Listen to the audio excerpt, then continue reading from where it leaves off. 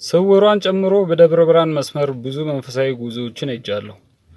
በሁሉም ጉዞዎቼ ላይ ጫጫ ከተማን ትንሽ እልፍ እንዳለን በስተግራ በኩል አስፋልት ዳር ላይ የሰማዕቷ የቅድስት አርሴማ ቤተክርስቲያን አለ። ቤተክርስቲያኑ በር ጋር ደግሞ ፈዋሽ የቅድስት አርሴማ ጠበል የሚል ጽሑፍ አለ። ይሄንን ሁሌም በዛ ሲሄድ እመለከት ነበረ።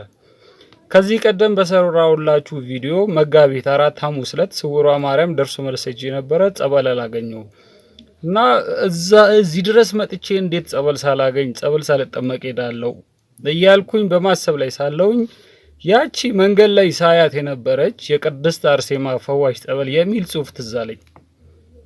ከመጣሁ አይቀርማ ባዶ እጄን አልመለስም ብዬ ቀጥታ ወደዛ ቅድስት አርሴማ ቤተክርስቲያን ሄድኩኝ። አንድ አባት ነበሩ፣ አጠመቁን። ከኔ ጋር ሌላ ሰው ነበረ። አጠመቁን፣ ቅባ ቅዱስ ቀቡን። እዛ ጸበል ልንቀዳ ጀርካናችንን ይዘን ኑ አሉንና ጸበል ቤት ወሰዱን። ጸበሉ የሚፈልቅበት ቦታ በግንብ ታጥሯል። ቆርቆሮ ቤት ተሰርቶበታል ላዩ ላይ እና ቅዳ ብለው አስገቡኝ።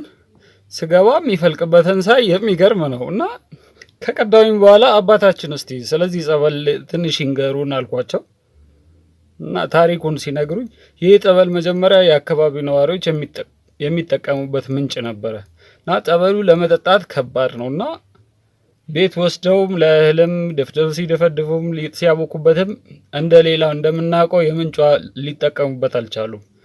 በዚህ እንዳለ ነው አንድ ገዳማዊ አባት መጥተው ይሄ የምታውቁት የምንጭ ውሃ አይደለም፣ ይሄ የሰማዕቷ የቅድስት አርሴማ ጸበል ነው፣ በስርዓት ያዙት ብለው ሄዱ።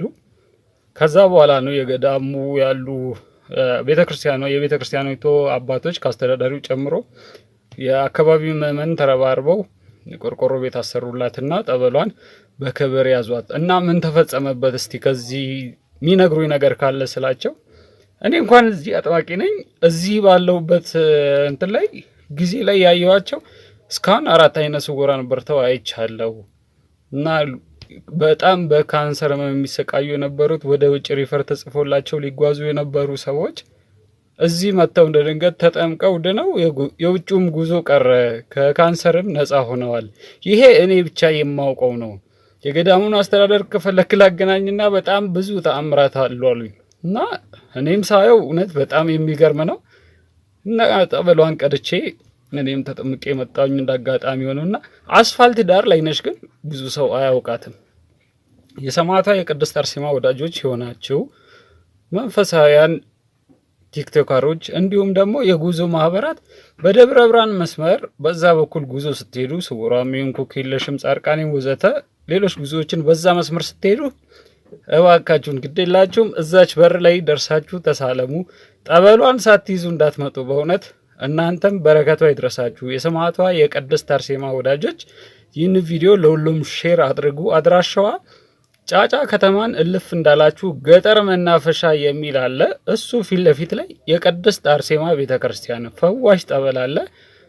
በተረፈ ተጨማሪ መረጃ ከፈለጋችሁ በውስጥ አዋሩኝ። ሰላም፣ እግዚአብሔር ከሁላችሁ ጋር ይሁን። መልካም ቀን።